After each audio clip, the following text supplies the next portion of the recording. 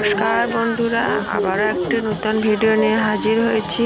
আজকের ভিডিও হলো নতুন বছর আমার কেমনভাবে কাটলো।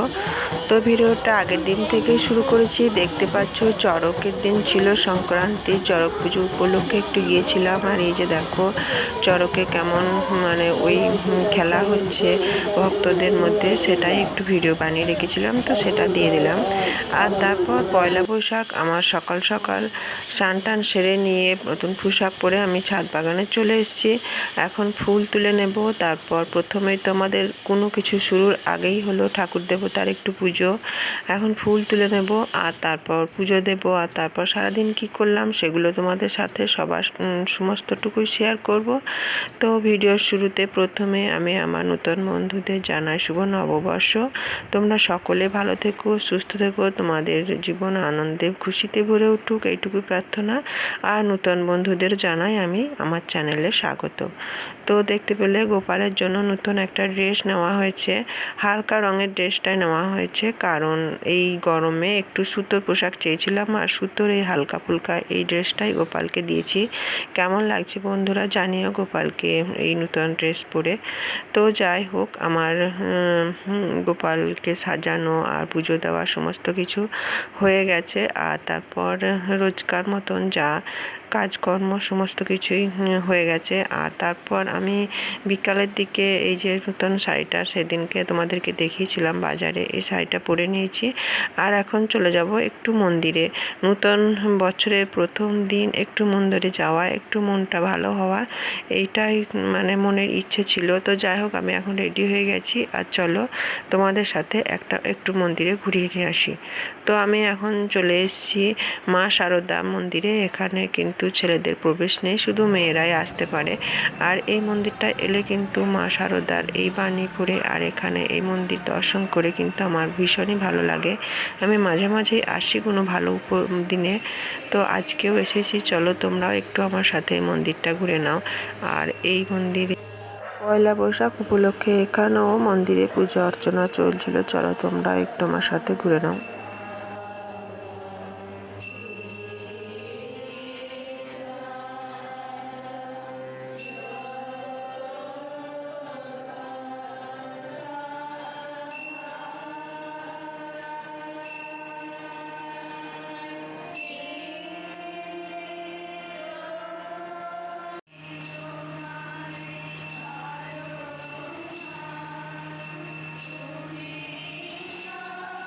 বেশ কিছুক্ষণ টাইম কাটিয়ে বাড়িতে চলে এলাম। আর তারপর এই যে দেখো এই লেখাটা নতুন বছর উপলক্ষে লিখেছিলাম ডায়েরিতে, কিন্তু তোমাদের কাছে আর শেয়ার করা হয়নি, কারণ এডিটিং করার মতন সময় পাইনি, বুঝতেই তো পারছো। আর তার সাথে শরীরটাও ভীষণ খারাপ ছিল, ওই জন্য আরও বেশি। তো আমি অবসর টাইমে একটু আধটু লিখতে ভালোবাসি। এই যে আমার ডায়েরি, যখন যেটা মন হয় হিজিবিজি সেটাই লিখি, কোনো সময় তোমাদের সাথে তারই দু একটা শেয়ার করি। তো যাই হোক, এগুলো আমার কাজেরই অংশ, করতে ভালো লাগে যখন যেটা মর্জি হয়। আর কি বলতো, ছাদে উপরে গাছপালা, তারপর সংসারের কাজকর্ম আর সমস্ত কিছু সেরে আর এই কবিতাটা আমি এডিটিং করে তোমাদের কাছে পাঠাতে পারিনি। তো যাই হোক, তোমরা একটু দেখে নাও আর কেমন লাগছে অবশ্যই জানিও। এই ডায়েরিটায় আমার অনেক কিছু যেগুলো আমার ভালো লাগে, গদ্য পদ্য কিংবা যে কোনো ভ্রমণ কাহিনী সমস্ত কিছু এটাই লিখে রাখি। তো যাই হোক, সন্ধেবেলায় একটু খাওয়া দাওয়া রান্নাবান্না আর এই সমস্ত রান্না করেছিলাম পোলাও, একদম ঘরোয়া স্টাইলে, আর করেছিলাম আলুর দম, নিরামিষে একদম। তো চলো সেটাও তোমাদের সাথে এখন শেয়ার করে দিই। ছোট ছোট আলুগুলোই নিয়েছিলাম, মোটা আলু নিয়ে ছোটো আলুরই দম বানাবো। আর এখানে নিয়ে নিয়েছিলাম কামিনী ভোগের আতপ। তো আতপটা 1.5 কৌটো পরিমাণে ছিল, আতপটা একটু বেছে নিচ্ছি ভালো করে। আর তারপর এর মধ্যে কিছু মশলা যোগ করতে হবে ছিল, গোলমরিচ, সাদা মরিচ, সাদা জিরে, এলাচ, লবঙ্গ, দারচিনি, জয়িত্রী, জায়ফল। তো যাই হোক, এইগুলো এখন আমি যেই সমস্ত এলাচ, লবঙ্গ, দারচিনি এইগুলোকে একটু আলাদা করে নিচ্ছি। আর বাদবাকি যা আছে গোলমরিচ, সামরিচ, তারপরে জয়িত্রী, জায়ফল আর সাদা জিরে, এগুলোকে একটু শিলে গুঁড়ো করে নেব।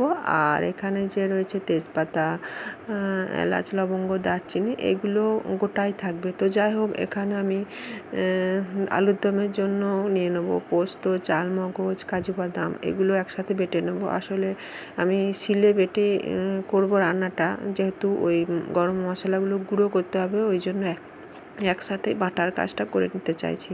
তো যাই হোক, এখানে আলু, আদা আর টমেটো করা হয়েছে। আদা, টমেটো এগুলো আমি পেস্ট বানাবো। আর এখানে টক দই নেওয়া হয়েছে।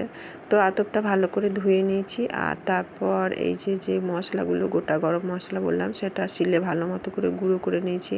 আর তার সাথে একটু হলুদ দিয়েছি, কারণ এটাতে জাফরান দিলেই ভালো হতো, কামধেনু তো ওটা এখন ছিল না হয়তো, ওই জন্য একটু হলুদি সামান্য দিলাম। আর একটু আদা জিরে বাটা দিয়ে দিয়েছি। আর এধারে সন্ধ্যাবেলায় ঈশানরা চলে এসছে, ওর মাও আমাদের জন্য একটু সোন পাপড়ি গিফট নিয়ে এসছে, মিষ্টি, নতুন বছর উপলক্ষে। আর তারপর ওদেরকেও আমি একটু খাবার দিয়ে দিলাম, প্রথম বছর, নতুন বছরের প্রথম দিন বলে কথা। তারপর ওরা একটু খাওয়া দাওয়া করে নিচ্ছে, আর আমি এধারে রান্নায় ফিরে এলাম। কড়াই দিয়ে দিয়েছি সাদা তেল, আর তেলের মধ্যে একটু কাজু, কিশমিশ এগুলো একটু আমি এখন ভেজে নিচ্ছি। আর তারপর দেখো পোলাওটা কিভাবে বানাচ্ছি আমি আমার স্টাইলে। বন্ধুরা, তোমরা কেমন নববর্ষ উপভোগ করলে অবশ্যই আমাকে জানিও। তো যাই হোক, এখন কাজু কিশমিশ ভাজা হয়ে গেছে, আর এখন ওই তেলের মধ্যে দিয়ে দিয়েছি এক টুকরো তেজপাতা আর বেশ কিছুটা পরিমাণের গাওয়া ঘি। এখন ঘিটা ওর সাথে গরম করে নিচ্ছি। আর এই যে চালের মাখাটা দেখছো, আতপ চালের, এটা মেখে কিন্তু ফ্রিজে রেখে দিতে হবে, তাহলে কিন্তু ভীষণই ভালো হবে, বেশ ড্রাই হয়ে যাবে আর একটু মোটা মোটা হবে, আর চালটাতে কিন্তু এক ফোঁটাও জল থাকবে না। তো একদম লো ফ্লেমে আঁচটা একদমই কমিয়ে দিয়ে বেশ কিছু টাইম ধরে এই আতপ চালটা বেশ নেড়ে চেড়ে ভেজে নিতে হবে। আর এখানে এই আতপের মানে যে পোলাওর মধ্যে যে আমি জলটা দেব, সেই জলটা কিন্তু আমি এখানে এই সসপ্যানের মধ্যে ঢাকা দিয়ে সমস্ত গরম মশলা, এলাচ, লবঙ্গ, দারচিনি, তেজপাতা এই সমস্ত কিছু দিয়ে কিন্তু এই সসপ্যানের মধ্যে আমি বেশ ভালো করে চুবিয়ে নিয়েছি, ফুটিয়ে নিয়েছি, তাতে করে সমস্ত কিছু ফ্লেভারটা এর মধ্যে এসে যাবে। প্রায় 10 মিনিট টাইম মতো এই পোলাওয়ের এই চালটা বেশ ভালো মতোভাবে ভেজে নিয়েছি। আর বেশ ভালো একটা সেন্ট বেরিয়ে এলে তখন কিন্তু এই ফুটিয়ে রাখা গরম জলটা দিয়ে দেবো। এইভাবে কিন্তু জলটা আলাদা করে ফুটিয়ে নিলে কি হয়, বেশ এর মধ্যে সমস্ত মশলার সেন্টটা ভালো আসে। আর এদিকে গ্যাসের মধ্যে চাপিয়ে দিয়েছি কড়াইয়ের মধ্যে তেল দিয়েছি, সর্ষের তেলের মধ্যে লবণ, হলুদ দিয়ে আলুগুলো বেশ কিছু টাইম ধরে অল্প গ্যাসে ভেজে নিয়েছি। মোটামুটি 50% মতো সেন্ট সিদ্ধ হয়ে গেছে। আর তারপর এই কড়াইয়ের মধ্যে এখন শুকনো লঙ্কা, তেজপাতা, গোটা গরম মশলা, গোটা জিরে সমস্ত কিছু দিয়ে দিচ্ছি গ্যাসটা কমিয়ে। বেশ ভালো মতোভাবে তেলটা নাড়াচাড়া হলে ওর মধ্যে বেটে রাখা আদা আর টমেটো পেস্ট আর জিরে পেস্ট এই সমস্ত কিছু দিয়ে দেবো। দিয়ে হলুদ দিয়ে দেবো কাশ্মীরি লঙ্কার গুঁড়ো দিয়ে মশলাটা গ্যাস কমিয়ে বেশ কিছুক্ষণ ধরে কষাতে থাকবো। আর এখানে কিন্তু দুটো রান্না আমি একসাথে করছি। এখানে ইন্ডাকশানে এই পোলাওটা হচ্ছে, দিয়ে দিলাম লবণ। আর এইদিকে এই পোলাও রান্নাটার মধ্যে কাজু কিশমিশ যে পোস্ত পেস্টটা ছিল সেটা দিয়ে দিয়েছি। মশলা দেওয়ার পর একটু লঙ্কা গুঁড়ো দিয়ে দিলাম। আর পোলাওতে দিয়ে দিলাম কিশমিশ, কাজু বাদাম। আর প্রায় 80% সিদ্ধ হওয়ার পর দিয়ে দেবো চিনিটা গুঁড়ো করে দিলে আরও ভালো হয়, কিন্তু এমনিই দিয়ে দিলাম।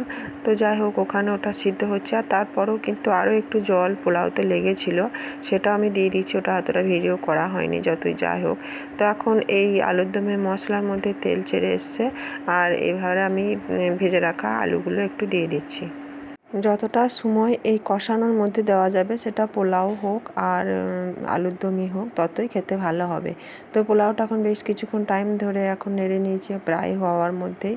এখন উপর থেকে আরও একটু ঘি দিয়ে ভালো মতো করে নেড়ে নামিয়ে দেব। আর এখানে দিয়ে দিলাম একটু টক দই, ফেটিয়ে নিয়েছিলাম এই আলুর দমের। তো টক দইটাও দিয়ে দিলাম। আরও কিছুক্ষণ টাইম ধরে বেশ ভালো মতোভাবে কষিয়ে নেব। আর সামান্য জল দিয়ে, পরিমাণ মতো লবণ দিয়ে, এবার উপরে তেল উঠে এসে এবার আমার মোটামুটি আলুর দমের রান্না রেডি। ঘি গরম মশলা ছড়িয়ে নামিয়ে দেবো। আর এদিকে পোলাও ঠান্ডা হয়ে গেছে, আর এটা একটু একটু করে ঠান্ডা হবে আর ঝুরঝুরে হবে। আর এখন খাওয়া দাওয়ার পালা। তো আজকের ভিডিও কেমন লাগলো অবশ্যই জানিও। ফিরে আসবো আবার নতুন ভিডিও নিয়ে। ততক্ষণ অবধি সকলে ভালো থেকো।